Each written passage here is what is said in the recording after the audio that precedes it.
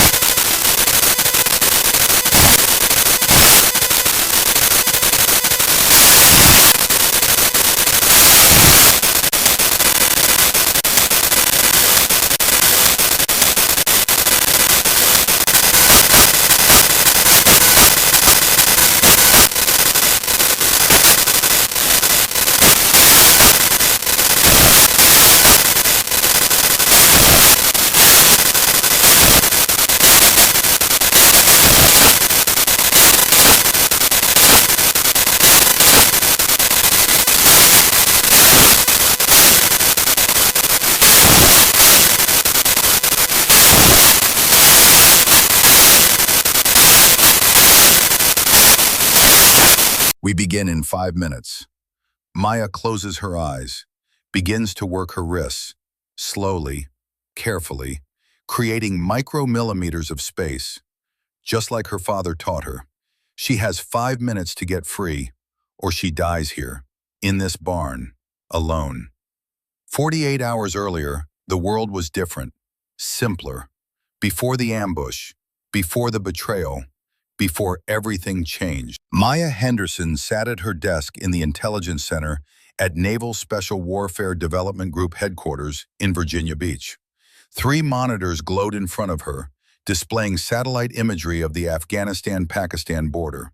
Her eyes tracked patterns, vehicle movements, heat signatures, communication intercepts. She was 26 years old, 5'3", 120 pounds soaking wet. Dark hair pulled back in a regulation bun, so tight it gave her headaches. Brown eyes that people said looked just like her father's, though she couldn't see the resemblance anymore. It had been 15 years since she'd seen those eyes looking back at her from anywhere but photographs. The office was mostly empty, zero dark 30. Most analysts worked day shifts, but Maya preferred the quiet of the graveyard shift. Fewer people, fewer questions, fewer condescending comments about what she should or shouldn't be doing. Her phone buzzed, a text from Lieutenant Commander Briggs, her immediate supervisor. Henderson, need those intercept translations by 0700. Don't be late. She texted back. Already done. Sent them an hour ago. No response. Typical. Briggs never acknowledged when she exceeded expectations. Only when she failed to meet them, which was never. Maya returned to her analysis. A pattern had emerged over the last 3 weeks. 6 attacks on coalition forces, all in the same geographic region, all using the same tactics, all demonstrating knowledge of American patrol routes and timing that shouldn't be possible. Someone was leaking information.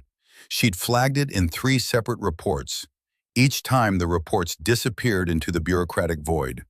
No response, no follow-up, nothing.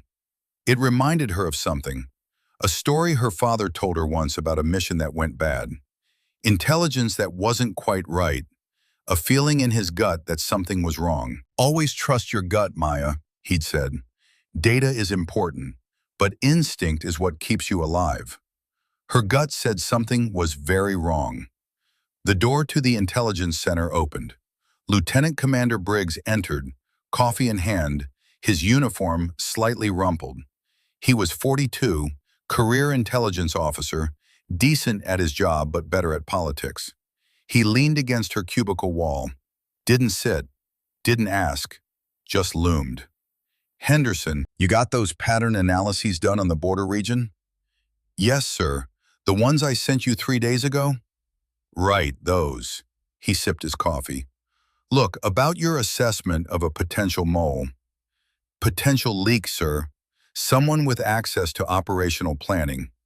Yeah, that. You need to drop it. Maya turned in her chair, looked up at him. Sir, the evidence is clear. 6 compromised operations, same region, same time frame. The odds of that being coincidence, I don't care about odds. I care about not making waves. You start accusing people of being traitors, you better have ironclad proof. I have statistical analysis, communication patterns, financial. You have theories. Henderson, you're good at this job. The computer work, the translations, the data analysis. But you're not an investigator. You're not law enforcement. You're a petty officer second class who needs to stay in her lane. Maya's jaw tightened. My lane. Yeah, your lane. Look, I get it. Your dad was a legend. Master Chief Henderson. Ghost. One of the best SEALs Team 3 ever produced. But that doesn't make you an operator. It doesn't make you a detective. It makes you his daughter. And maybe you're trying too hard to live up to that. The words stung, intentionally. Briggs knew exactly what buttons to push. Sir, with respect, this isn't about my father. This is about American lives being put at risk by compromised intelligence. With respect, Briggs echoed mockingly, this is about you knowing your place. You analyze data. That's it. You don't make accusations. You don't investigate. You don't play hero. Clear? Maya wanted to argue, wanted to shove the evidence in his face until he couldn't ignore it. But she was a petty officer. He was a lieutenant commander. That's how the chain of command worked. Clear, sir. Good. Now get back to work. And Henderson, stop looking for ghosts. Your father's been dead 15 years. Let him rest. He walked away. Maya sat motionless for a long moment. Her hands trembled slightly. Rage, not fear. She forced them still. Briggs was wrong. About the investigation. About her motives. About everything. But he was right about one thing. She wasn't an operator. Wasn't a detective. Wasn't anything but an analyst who people barely respected. At least, that's what everyone thought. What they didn't know, what no one knew except one person, was that Maya Henderson could shoot better than 90% of the SEALs on base, could fight, could survive, could do things that would shock every man who'd ever patted her on the head and told her to stick to computers. Because her father hadn't just been a SEAL, he'd been her teacher, her mentor, her constant companion every Sunday from age 8 until the day he died. While other girls learned to do their makeup and talk about boys, Maya learned to shoot, to track, to read terrain, to survive in hostile environments. The world isn't kind to people who can't protect themselves, Ghost had told her. And being small doesn't mean being weak. Remember that, Maya. Size is just physics. Will is everything. She'd remembered. She still remembered. Her phone buzzed again. Different number. Unknown. The message was simple. Coffee. 1800. Same place. Maya's pulse quickened slightly. Only one person texted her with that level of paranoid brevity. Master Chief Rick Morrison. Sandman. Her father's best friend. The man who'd been there the night Ghost died. The man who knew things he'd never told anyone. Lake Drummond sat quiet in the late afternoon Virginia sun. The water was glass smooth, reflecting the pine trees that ring the shore. A few scattered boats dotted the surface, fishermen enjoying the last warm days of fall. Maya parked her Jeep next to an old Ford pickup with a faded Seal Trident sticker on the bumper. She'd seen that truck 1,000 times. It was as familiar as Sandman himself. He sat on the wooden dock, fishing rod in hand, his weathered face turned toward the water. 62 years old, built like old rope, all lean muscle and scar tissue and joints that probably hurt more than he admitted. His gray beard was neatly trimmed, his flannel shirt rolled to the elbows, revealing forearms still corded with muscle. Maya walked down the dock. Her boots made hollow sounds on the old wood. "Catch anything?" she asked. "Never do when I come here." Sandman didn't turn around, didn't need to. He'd heard her approach from 100 yards out. Old habits. "I don't come here to fish. I come here to think." "Smart girl. Your dad taught you that?" "He taught me a lot of things." Sandman finally looked at her. His blue eyes were sharp despite his age. The kind of eyes that had seen things most people couldn't imagine. Things that left marks you carried forever. "You still have that rifle?" he asked. "In my trunk, always." "You practice?" "Every Sunday, private range out past Suffolk. Nobody watching." "Good." He reeled in his empty line. Cast it out again. The motion was smooth, practiced. "Because I need to tell you something about your father, and you're not going to like it." Maya's stomach tightened. She'd been waiting 15 years for this conversation. Master Chief James Henderson died in Afghanistan in 2011. Maya was 13 years old. The Navy told her mother it was an ambush. Wrong place, wrong time. A tactical error during a compound raid in Kandahar province. They gave her mother a folded flag, a pension, condolences from officers who'd never met Ghost, but spoke about him like they'd served together for decades. Maya had stood at the funeral in her black dress, watching them lower her father into the ground, and known, absolutely known, that something was wrong. SEALs didn't die from tactical errors. Not men like Ghost. Not operators with 20 years of experience in 12 combat deployments. They died because someone made a mistake, or because someone betrayed them. "He was hunting a traitor," Sandman said quietly. His voice was rough, tired. "Someone in JSOC was selling information, mission details, routes, safe house locations, selling them to Al-Qaeda and Taliban elements." Maya's hands gripped the edge of the dock. "How long did you know?" "Your dad told me 2 weeks before his last mission. He'd been building a case, had it narrowed down to 4 suspects, 4 officers with the right access, the right clearances, the right opportunities." "Did he tell anyone else?" "He was going to. He had evidence, financial records, communication intercepts."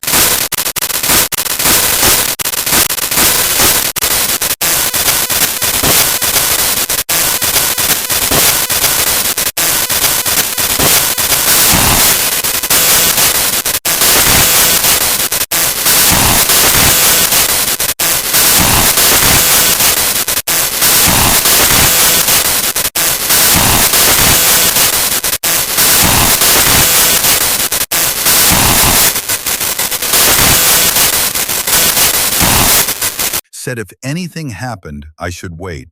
Wait until you were old enough, strong enough, then give you this.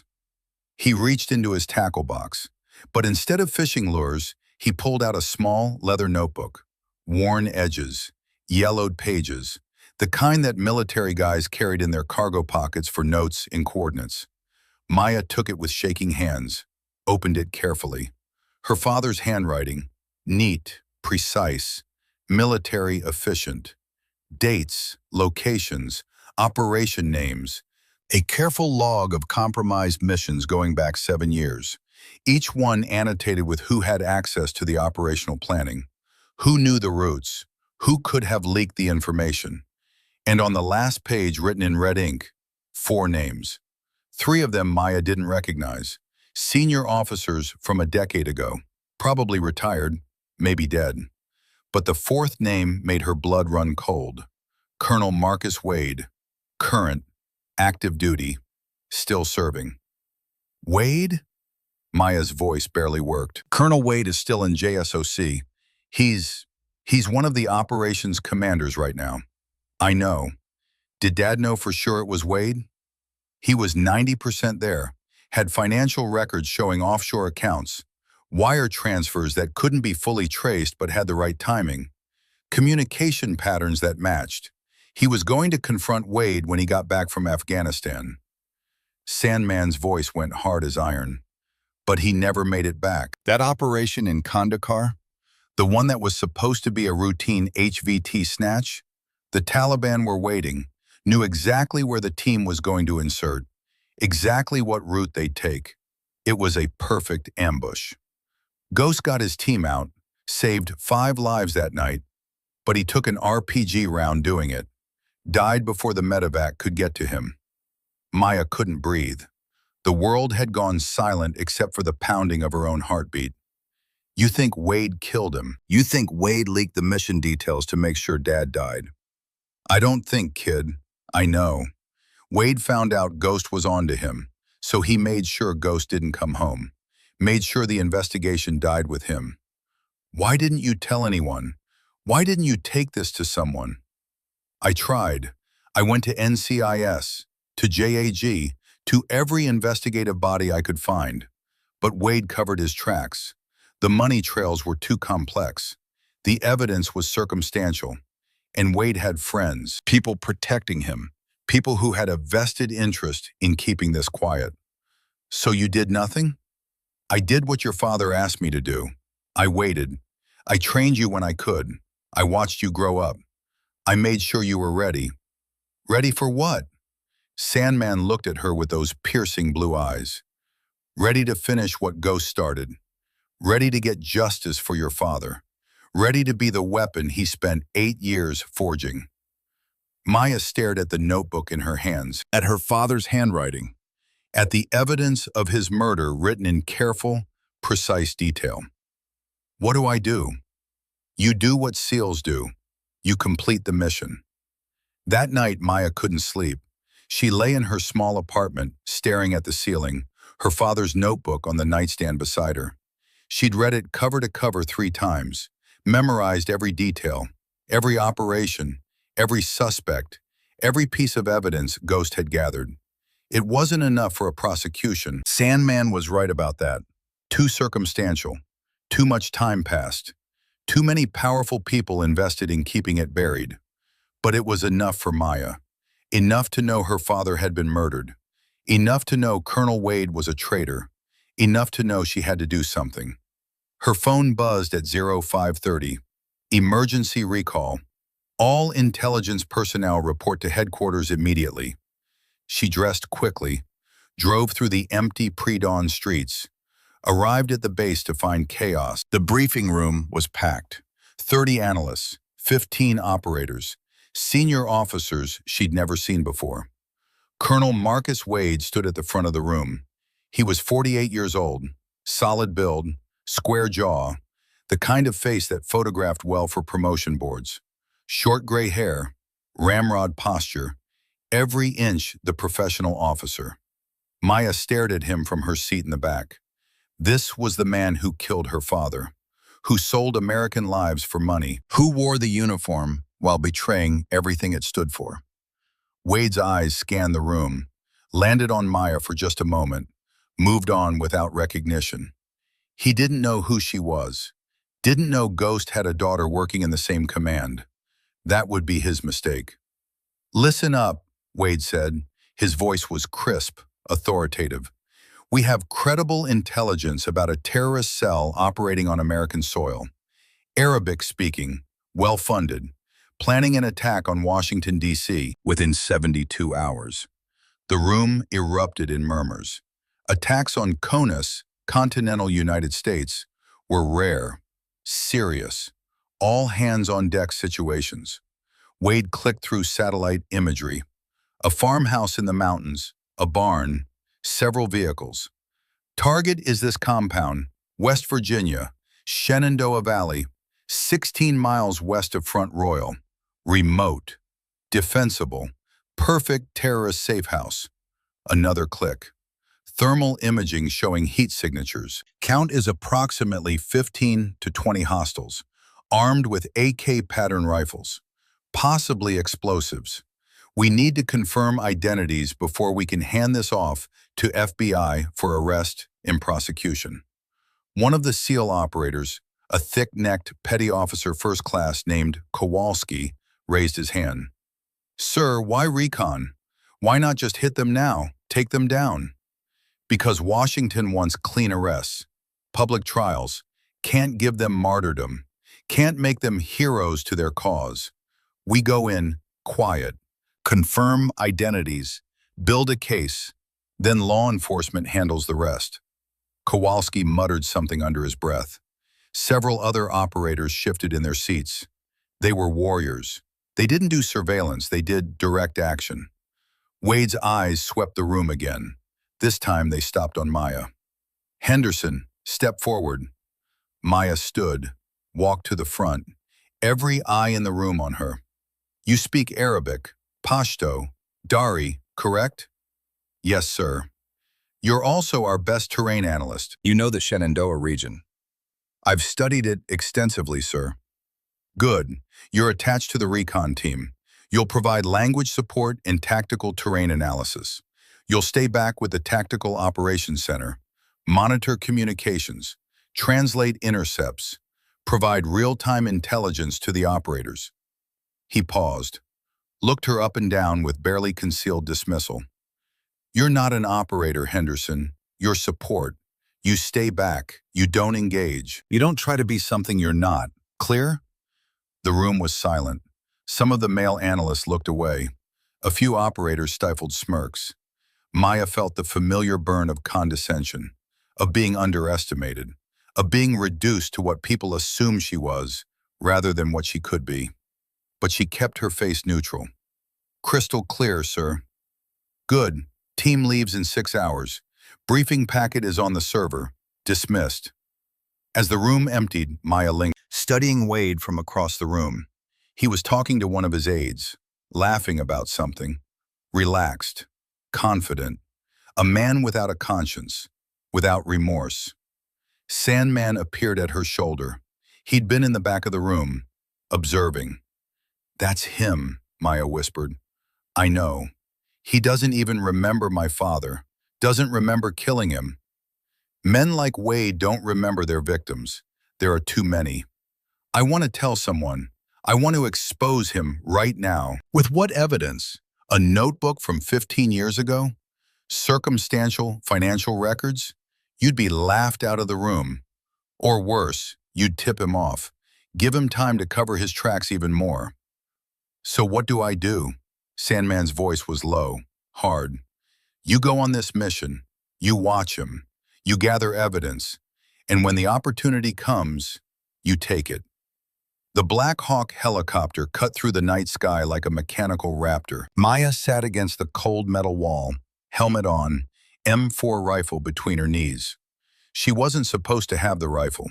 Support personnel didn't carry weapons. But Sandman had pulled strings, called in favors, made sure she was equipped like an operator. "Just in case," he'd said.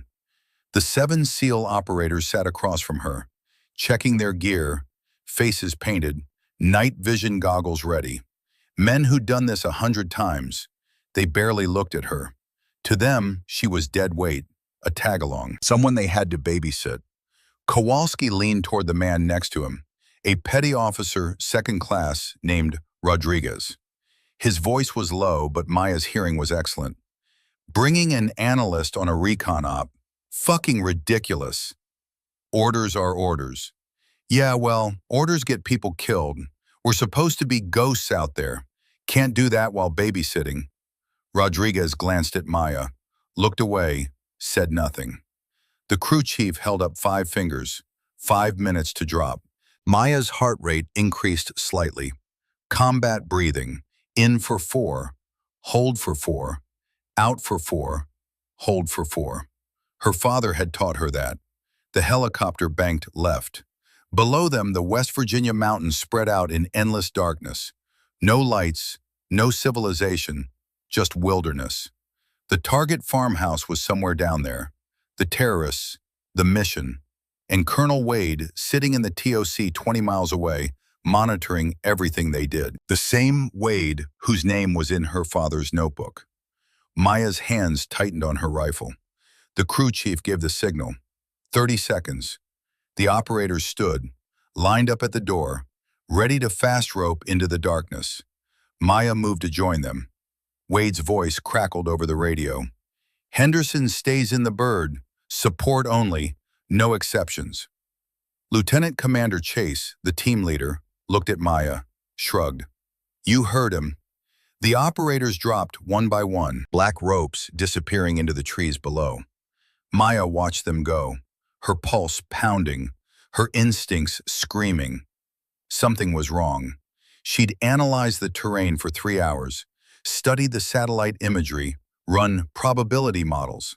The farmhouse sat in a valley, high ground on 3 sides, perfect ambush terrain. And the intelligence said 16 to 20 militants. But the most recent thermal imaging, the footage from 4 hours ago, showed only 3 heat signatures. Where were they? Someone screamed over the radio. We're taking fire! Multiple directions! We're pinned!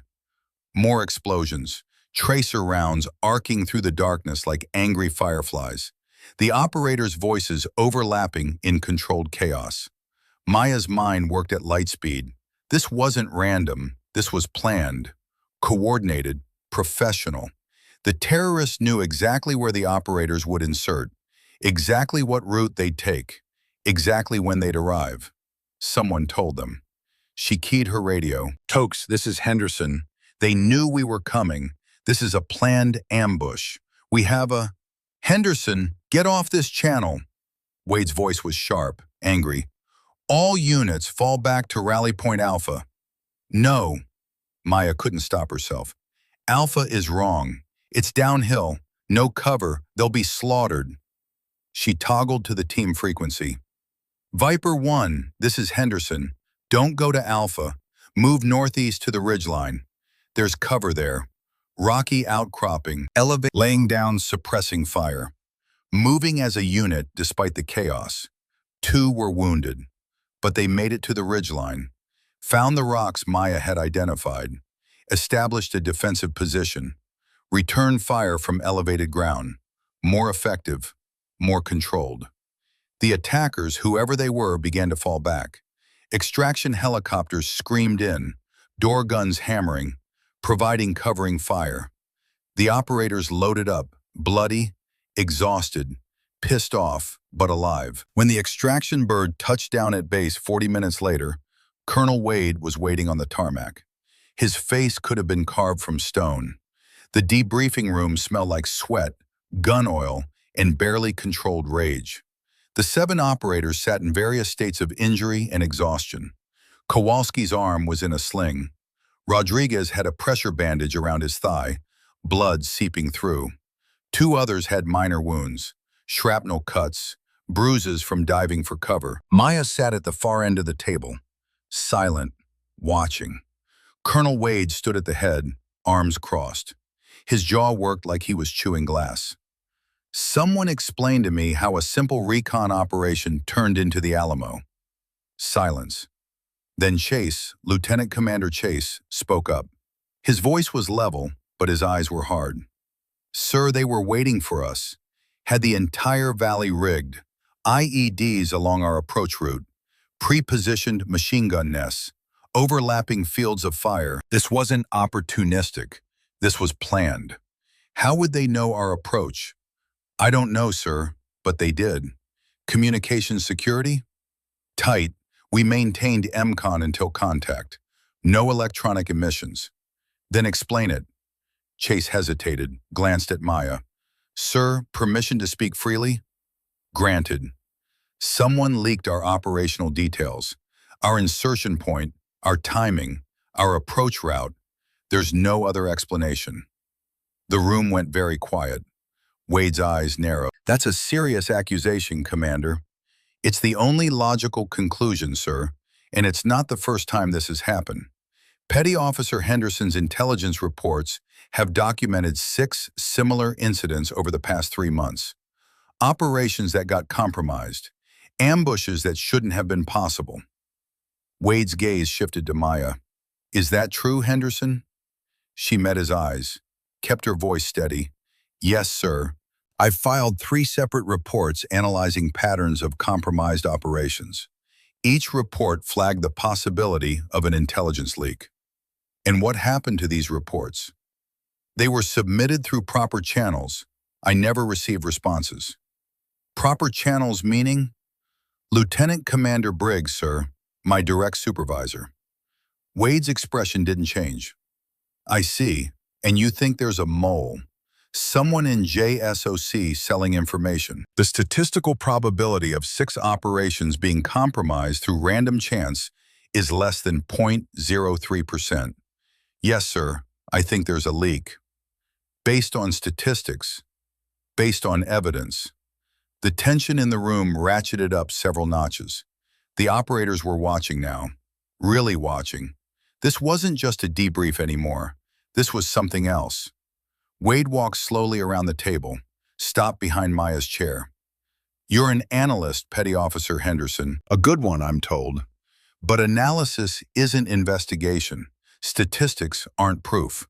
You're seeing patterns that may not exist, making connections that may be coincidental.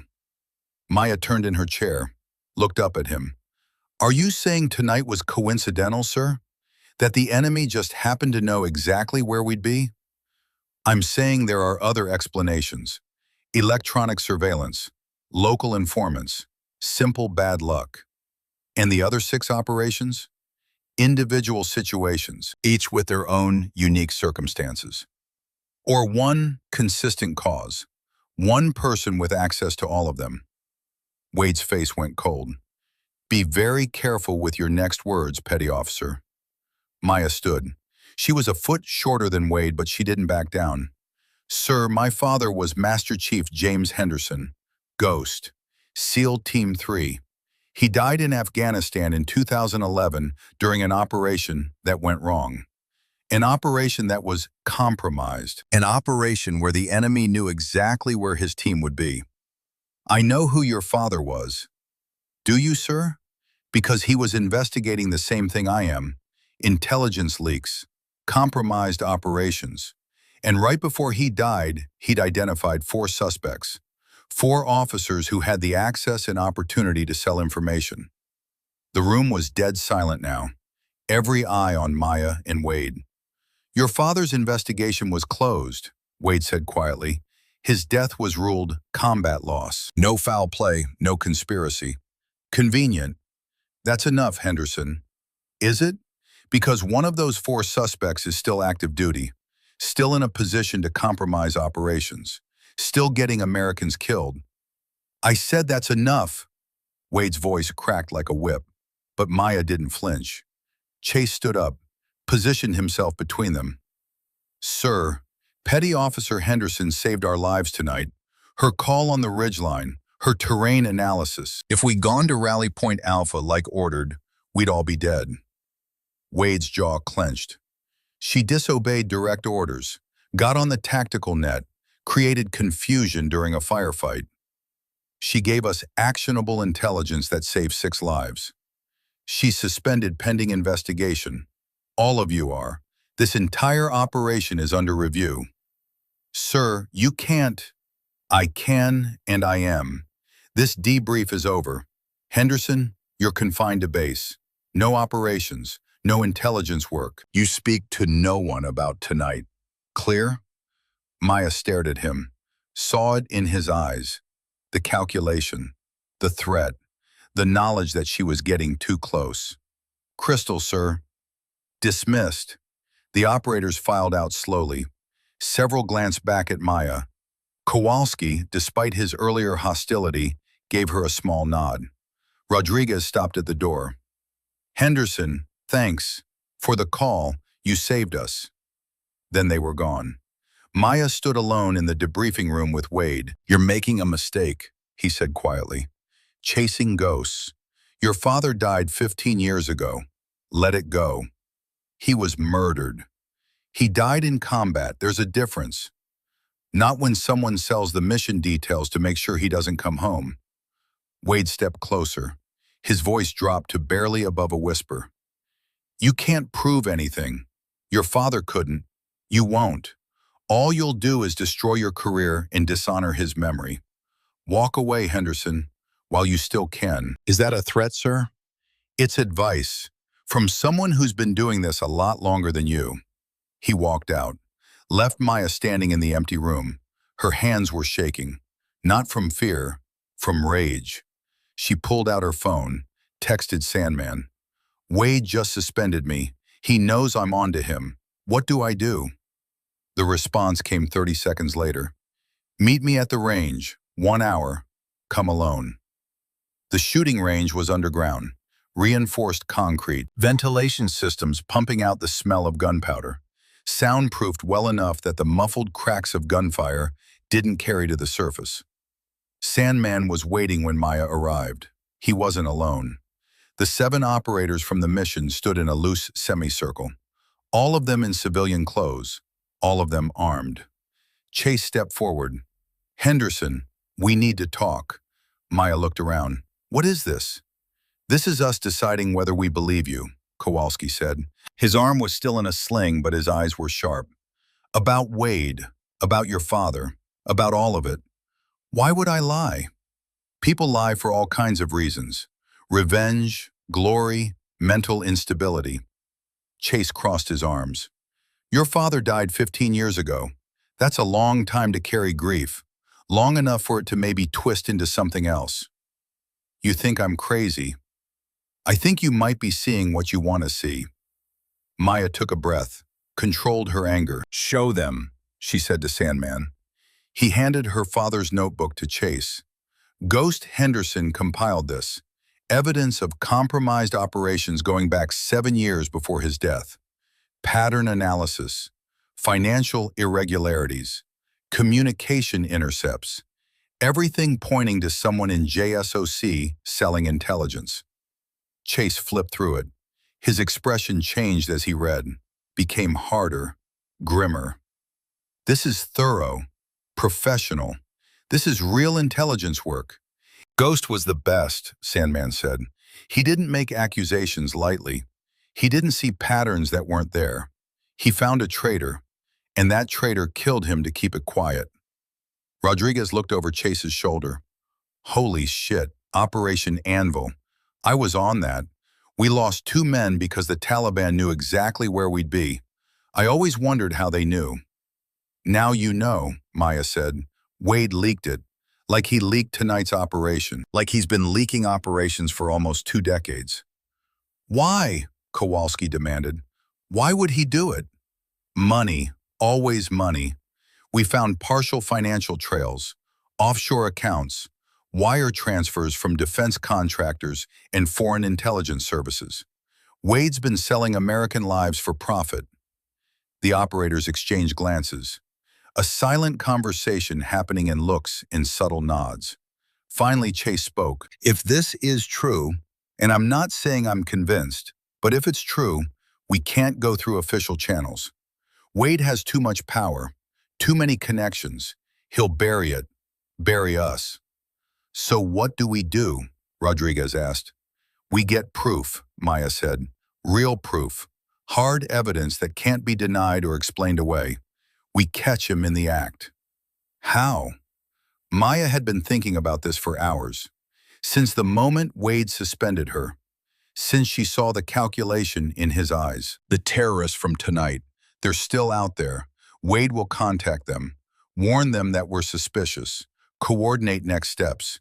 And when he does, we intercept it, Chase finished. Record it, document everything. Exactly. That's insane, Kowalski said. We'd be going after active terrorists without authorization and surveilling a superior officer. That's court-martial material, probably prison time. Only if we fail, Sandman said. If we succeed, Wade goes to prison. The network gets dismantled, and we prevent more American deaths. The room fell silent, each man weighing the risks, the consequences, the moral calculus of breaking rules to uphold justice. Chase looked at Maya, really looked at her. Can you shoot? For real? Not just paper targets. Can you engage enemy combatants if it comes to that? My father trained me from age 8. Every Sunday for 8 years. I can shoot. Prove it. They moved to the firing line. Chase handed her an M4A1 rifle. 6 targets, various distances, 50 to 300 meters, moving and static. Combat tempo. Show me what Ghost taught you. Maya checked the weapon, loaded a magazine.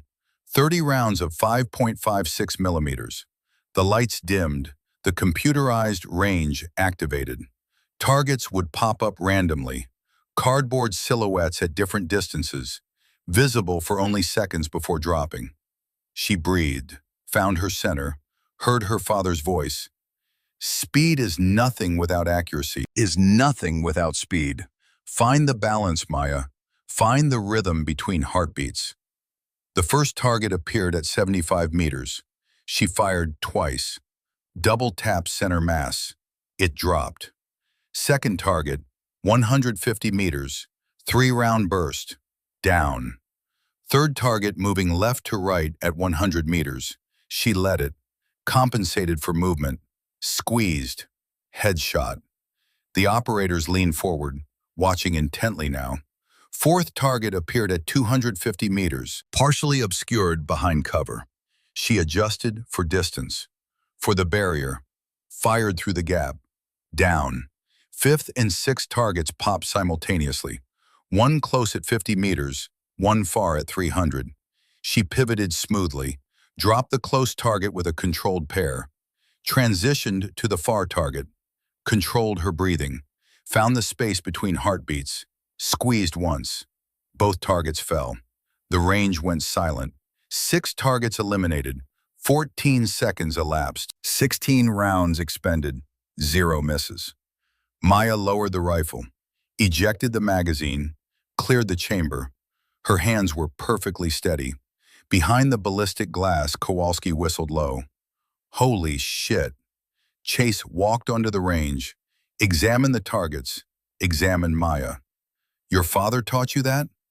Every Sunday, rain or shine, sickness or health, until the day he deployed to Afghanistan and didn't come home. Why didn't you go into operations? Why intelligence? Because no one asked. Because everyone assumed. Because I got tired of fighting to prove what I already knew. Her voice was hard. I stopped trying to convince people, started letting them underestimate me. It's easier that way. Chase nodded slowly, extended his hand. I believe you.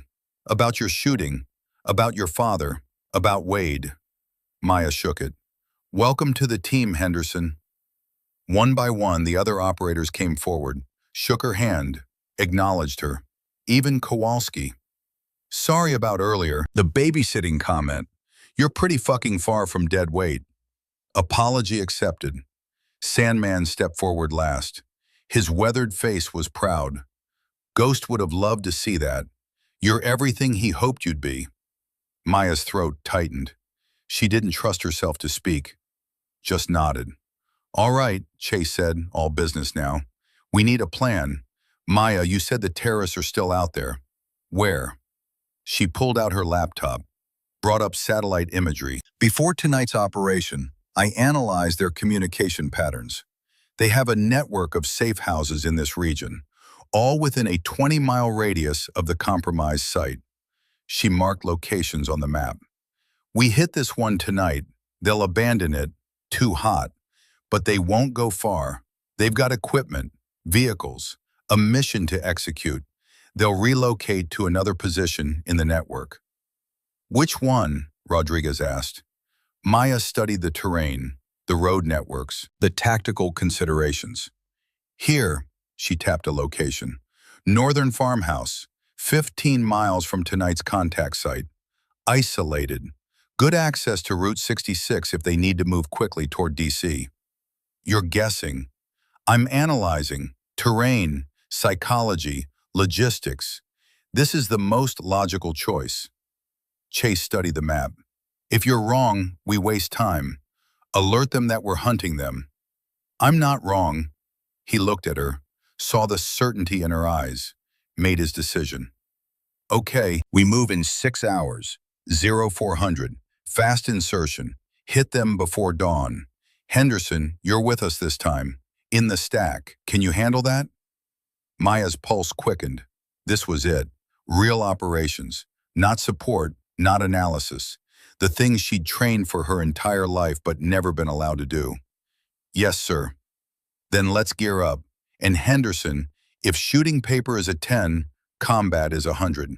The moment you hesitate, people die. You ready for that? She thought about her father, about Wade, about the terrorists who'd ambushed them tonight. I'm ready. The Black Hawk cut through the darkness again, but this time Maya wasn't sitting against the wall. She was in the middle of the stack, M4A1 across her chest, night vision goggles mounted on her helmet, plate carrier loaded with magazines and equipment. One of them, now. The farmhouse appeared below through the green glow of NVGs. Single story, barn nearby, 2 pickup trucks parked in front. Thermal imaging showed heat signatures inside. 7 people, maybe 8. 60 seconds, the crew chief called. Maya did final weapons checks. Magazines seated, round chambered, safety off, optic zeroed. Her heart rate was elevated but controlled. Combat breathing. 4 counts in, 4 counts hold, 4 counts out, 4 counts hold. Kowalski leaned close. You stay behind me. I move, you move. I stop, you stop. Got it? Got it. And Henderson, he grinned despite the tension.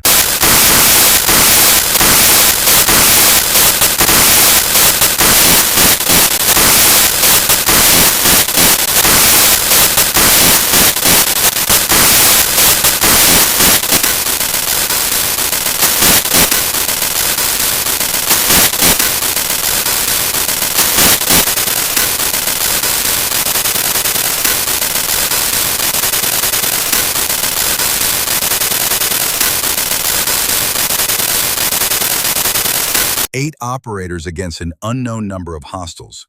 Chase made hand signals. Rodriguez and 2 others moved to the back entrance. Chase, Kowalski, Maya, and Gates took the front. 30 seconds.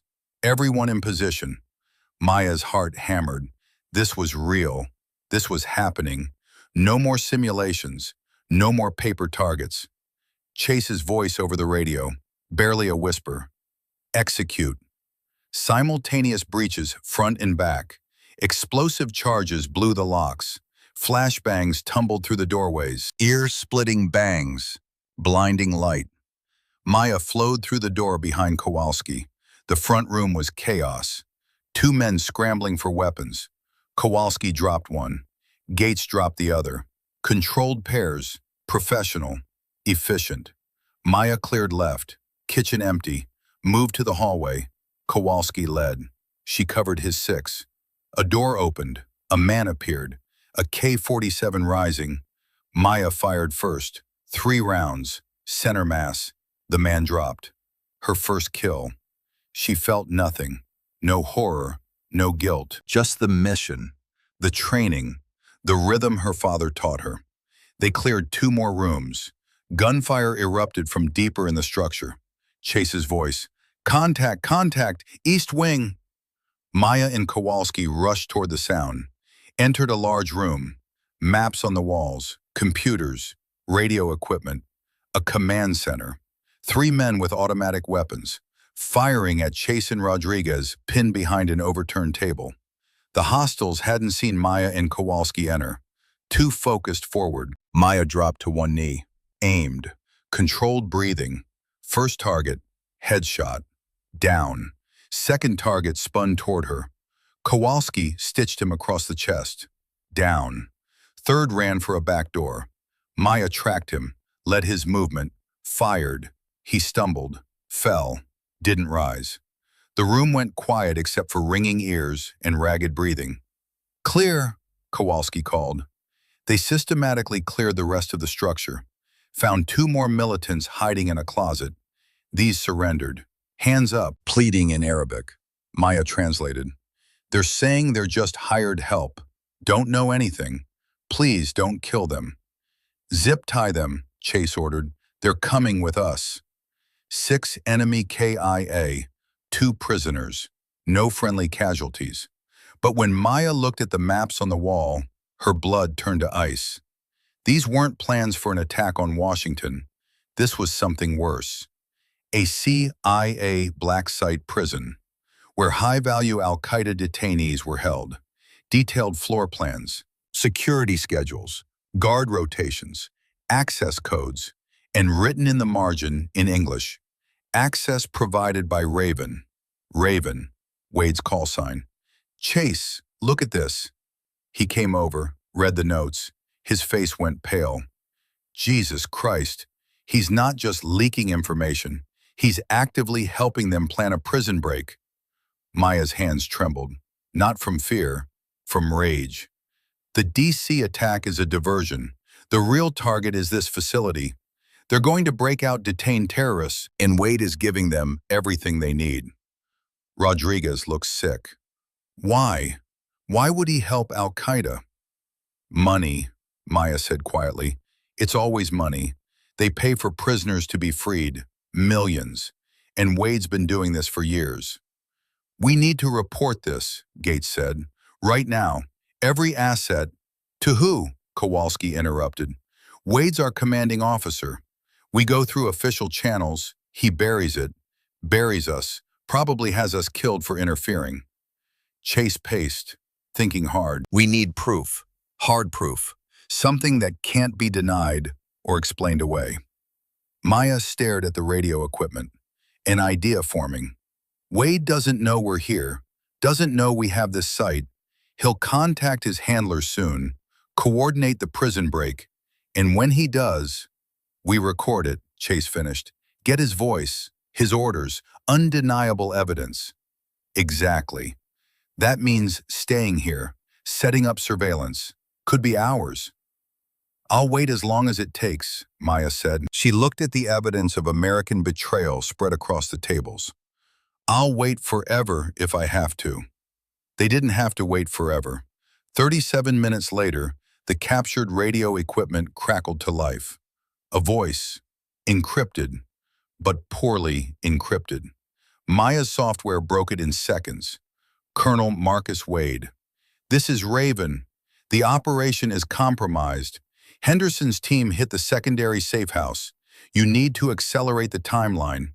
Execute the prison break tonight, 2300 hours. A pause. Then another voice, heavily accented, Pakistani. "And Henderson? The woman?" Maya's breath caught. "Kill her. Kill all of them. I'm sending you their current location now." Her stomach dropped.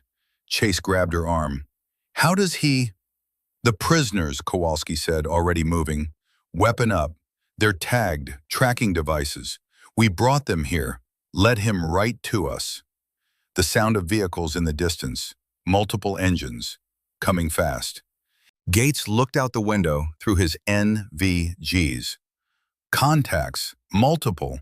I count 6 trucks, heavy weapons, 20+ hostiles, 2 minutes out." "How long?" Chase demanded.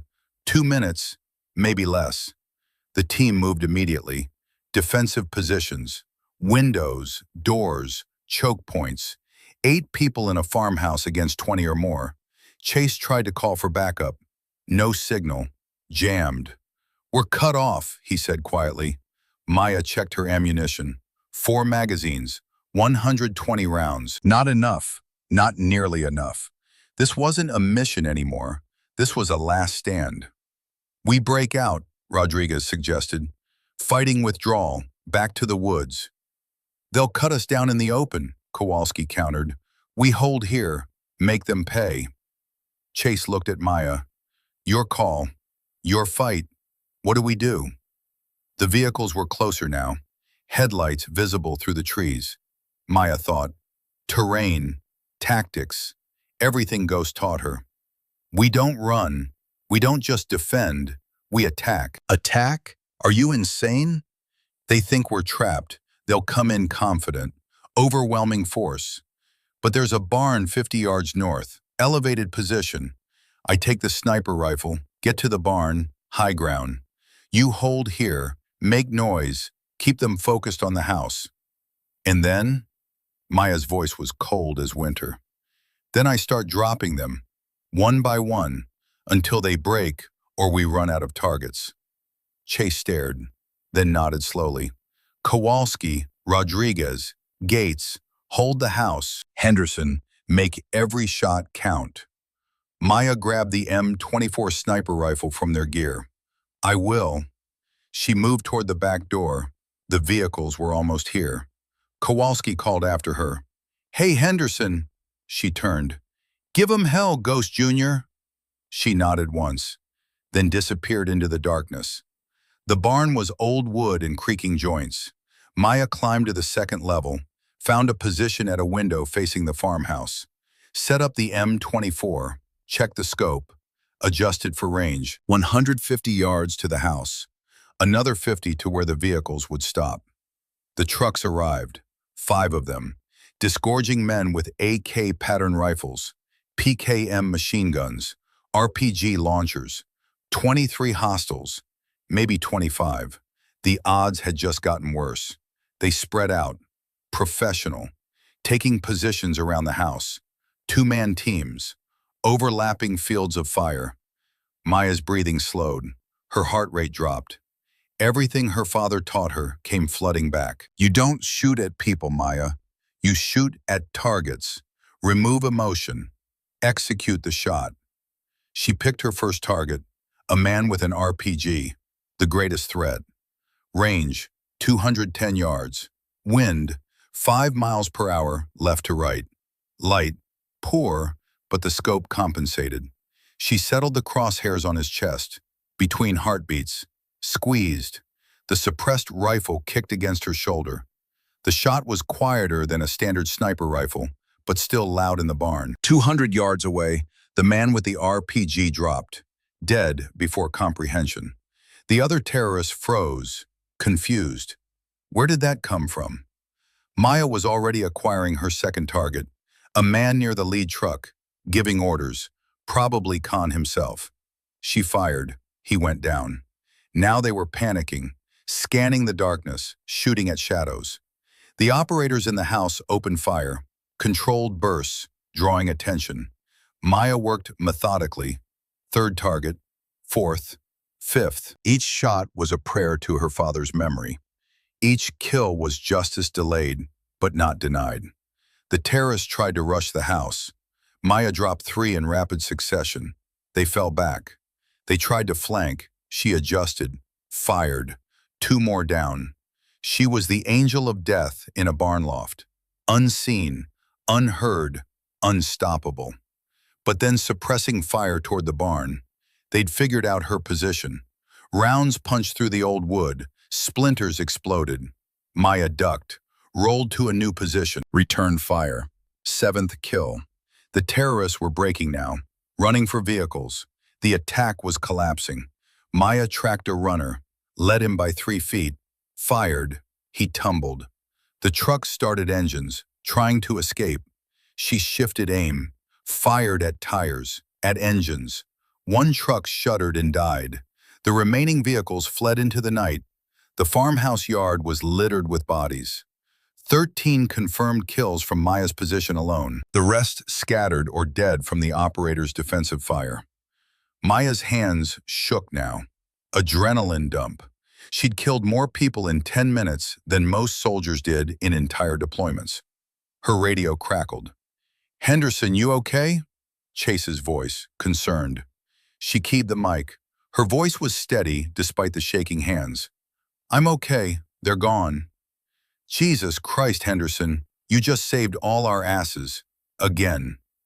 Maya looked down at the rifle, at her trembling hands, at the scope that had just turned 23 men into 13 corpses and 10 runners. "I just did what my father taught me." She climbed down from the barn, walked through the kill zone, tried not to look at the faces. The operators met her outside the farmhouse. They stared at her differently now, not as an analyst, not as support, as something else entirely. Rodriguez grinned despite his exhaustion. 13 kills? In 10 minutes? "I wasn't counting." "Well, I was." Ghost would be proud. Maya's throat tightened. She couldn't speak, just nodded. But Kowalski's expression changed. "Wait, listen."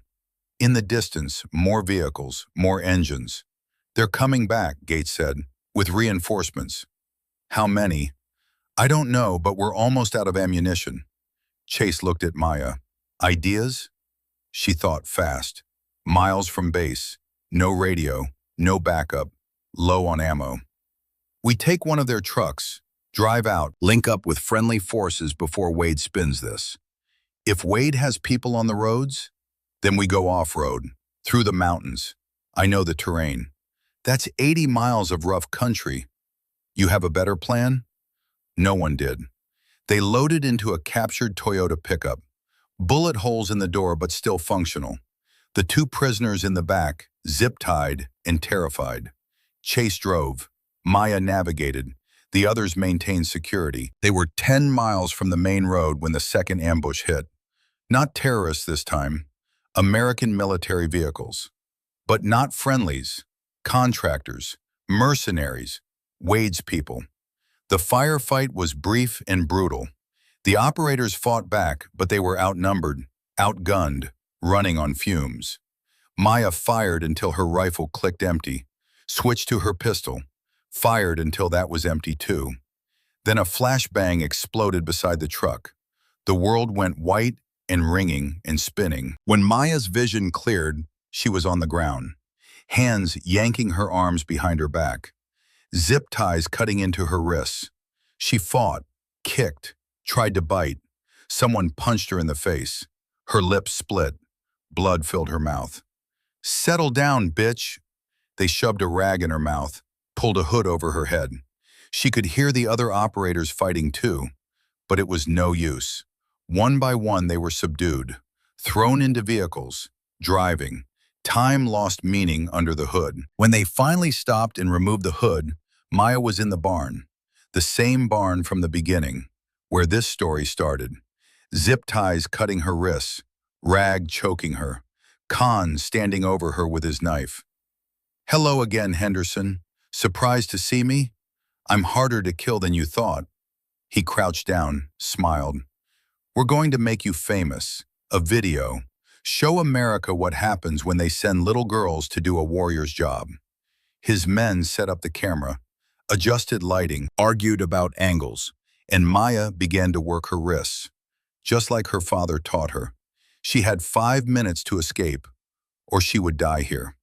The rag tasted like oil and dirt and desperation. But Maya Henderson had spent 15 years preparing for this moment. Every Sunday with her father. Every lesson, every technique, every word. Panic kills, Maya. Calm saves. Remember that. She forced her breathing to slow, forced the terror back, became calm, became ice. The zip ties had maybe half an inch of give now. She'd been working them for 10 minutes while Khan set up his propaganda theater. Quarter-inch more. 3/4. Her right hand was smaller than her left. That was the key. Focus on the right. Khan approached with his knife. "Any last words?" Maya spit out the rag. Yeah, she said. My father sends his regards. Her right hand whipped free, grabbed the knife from Khan's belt before he could react, drove it up under his jaw. Khan's eyes went wide. He made a wet, gurgling sound. Fell. The other two terrorists froze in shock. Maya was already moving, grabbed Khan's pistol, fired twice. Both men dropped. 3 seconds. 3 kills. She cut her ankle restraints, grabbed Khan's AK-47. The other operators were in the next room. She could hear guards, voices. Maya checked the weapon. Full magazine, 30 rounds. She took a breath, then kicked open the door. The room beyond held 4 guards, the 7 operators bound against the wall. Maya flowed through the doorway like water, like violence made flesh. First guard turned, too slow. She fired. He dropped. Second reached for his weapon, never touched it. Double tap, down. Third and fourth scattered, looking for cover. Maya tracked them, fired again. Both fell. 4 seconds, 4 kills. Holy shit, Rodriguez breathed. Maya cut them free. Move, now, more will come.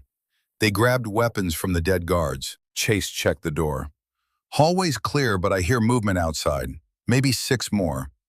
We're low on ammo, Kowalski said. Then we make every shot count, Maya replied. They stacked up, professional, efficient. A team that had bled together. The door burst inward. 3 contractors in tactical gear. The operators fired as one. The contractors didn't stand a chance. They pushed through the building, room by room. Maya on point now, leading. 2 more contractors in the kitchen. Maya dropped them both before they could raise their weapons. 1 more at the back door. Kowalski got him. Outside, 3 vehicles. 6 contractors taking defensive positions. We're outnumbered, Gates said. We're always outnumbered, Maya replied. Chase, Rodriguez, flank right. Kowalski, Gates, left. I'll provide covering fire from here. You sure? She settled behind a window, aimed through the scope on her recovered M4. I'm sure. The operators moved. Maya fired. Precise. Controller, keeping the contractors' heads down. Chase and Rodriguez hit from the right. Kowalski and Gates from the left. Caught in a crossfire, the contractors broke. Tried to run. None made it. When the shooting stopped, the compound was silent, except for ringing ears and heavy breathing. 13 enemy dead. 7 operators standing.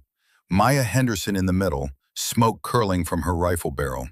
Chase keyed his radio. Finally got a signal. Mayday, Mayday. This is SEAL Team Element requesting immediate extraction. Multiple hostiles down. American contractors involved.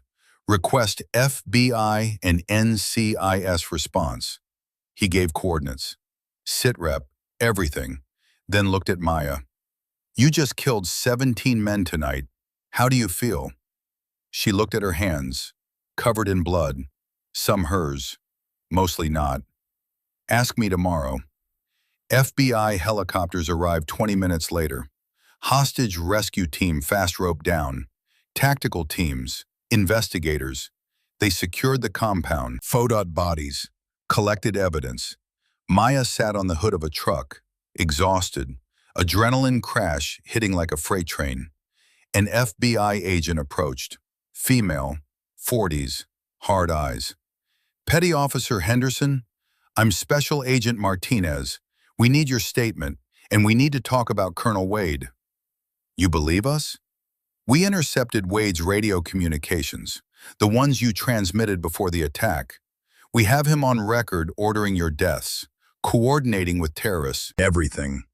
Relief flooded through Maya. They had him. Wade was finished. Where is he now? In custody, arrested 2 hours ago. He's being held at a secure facility pending charges. Maya closed her eyes, felt tears she didn't know she'd been holding back. It was over. They'd won. Her father's murder would be avenged. But when she opened her eyes, the world was still there. The bodies, the blood, The weight of 17 lives taken. Winning came with a price, and Maya was just beginning to understand how much it cost. The debriefing took 16 hours. FBI, NCIS, JAGDOD investigators. Everyone wanted their piece of the story. Maya told it, over and over. Every detail, every kill, every decision. They asked about her mental state, her training, her motivations. She answered calmly, professionally, like the analyst she'd been trained to be. But inside she was processing, compartmentalizing, trying to reconcile the Maya who sat at a desk analyzing data with the Maya who'd killed 17 men in one night. When it was finally done, when they'd wrung every detail from her, she was released.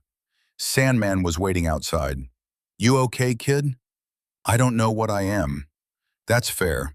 Come on, let's get you home." He drove her to her apartment, walked her to the door, made sure she was safe inside. "You did good tonight, Maya. Really good. Ghost would be proud. I killed 17 people. You saved your teammates, stopped a prison break, exposed a traitor. That's what operators do." "I'm not an operator." "You are now."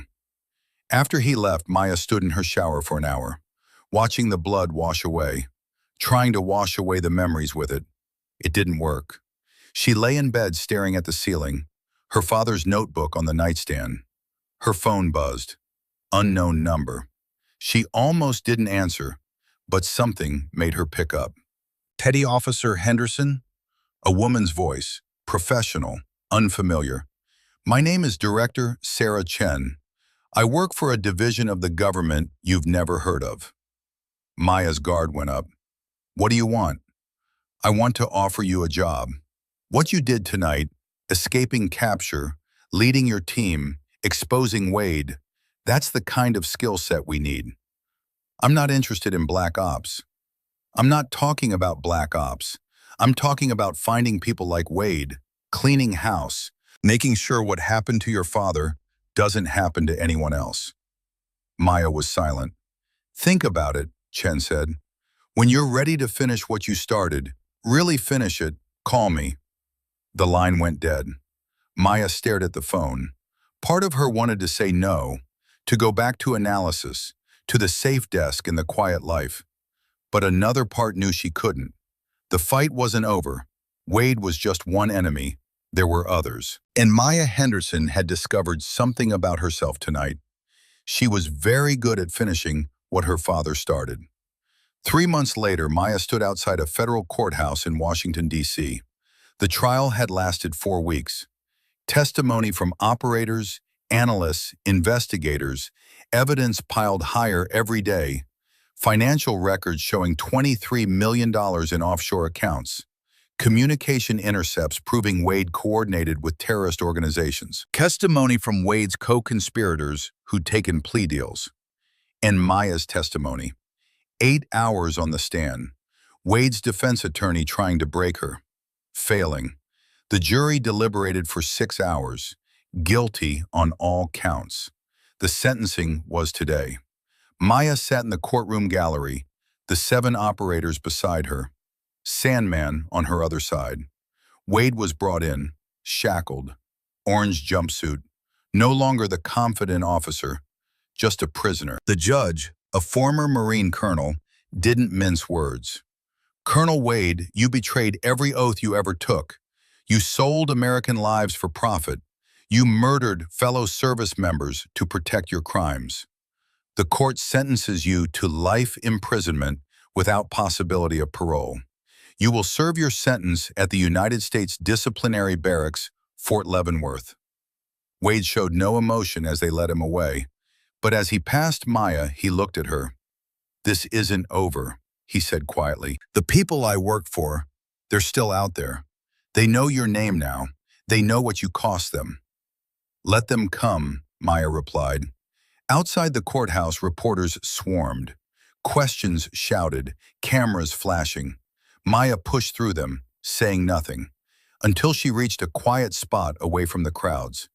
Director Chen materialized from somewhere. "Congratulations. Justice served. Is it? Wade goes to prison, but the network continues. The defense contractors, the foreign handlers, all still operating. That's why I'm here. The offer still stands. Help us find them, stop them. Maya had been thinking about this for 3 months, since the night she killed 17 men, since she discovered what she was capable of. I need conditions. Name them. I work with my team, the operators from that night. We're a package deal. Done. They're already recruited, waiting for you to say yes. I want oversight, congressional, real accountability. You'll have it. We're not cowboys, Henderson. We're professionals. Maya nodded slowly. Then I'm in. Chen smiled. Welcome aboard. You start Monday. First assignment, Yemen. Possible hostage situation. Someone leaked their location. We need to find out who. Another mole. Always another mole.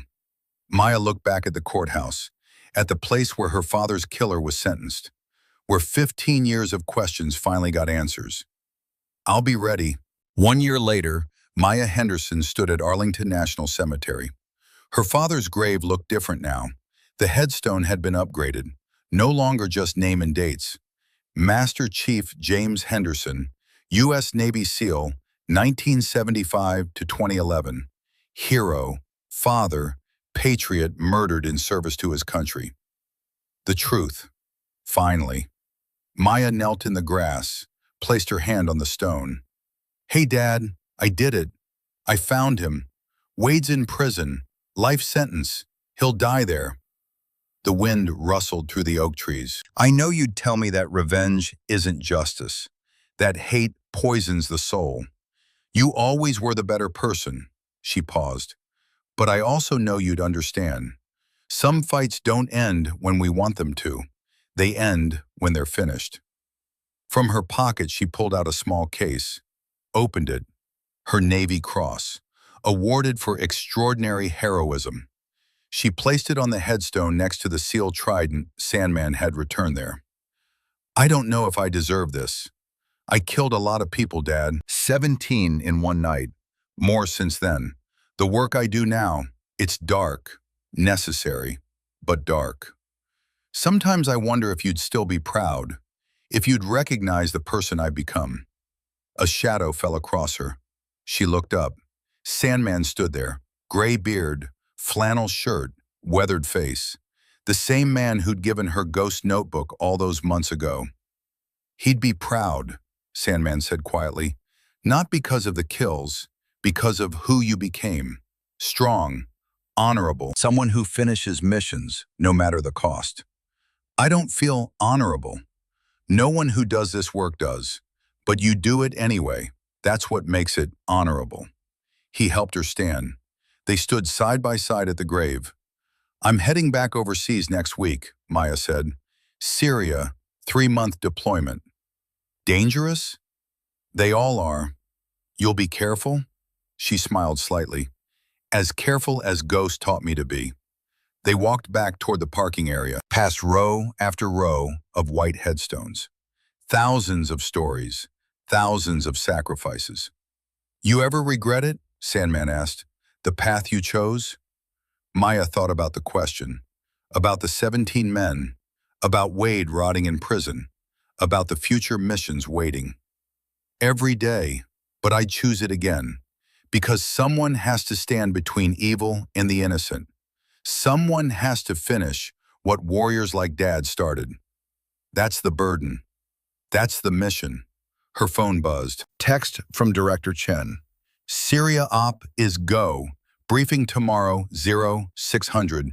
Bring your team. Maya read it, nodded to herself. This was her life now. The missions, the danger, the impossible choices. But it was also her purpose. Her father's legacy carried forward.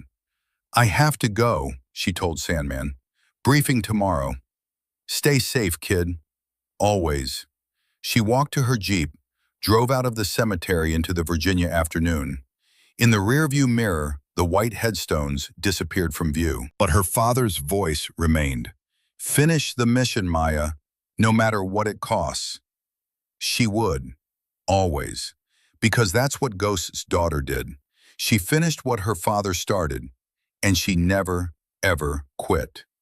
The mission continued, the war went on, and Maya Henderson would fight it until her last breath. For her father, for the fallen, for the innocent who needed someone to stand in the darkness on their behalf. That was her purpose now, her calling, her legacy, and she would honor it. Every day, every mission, every impossible choice, until the end.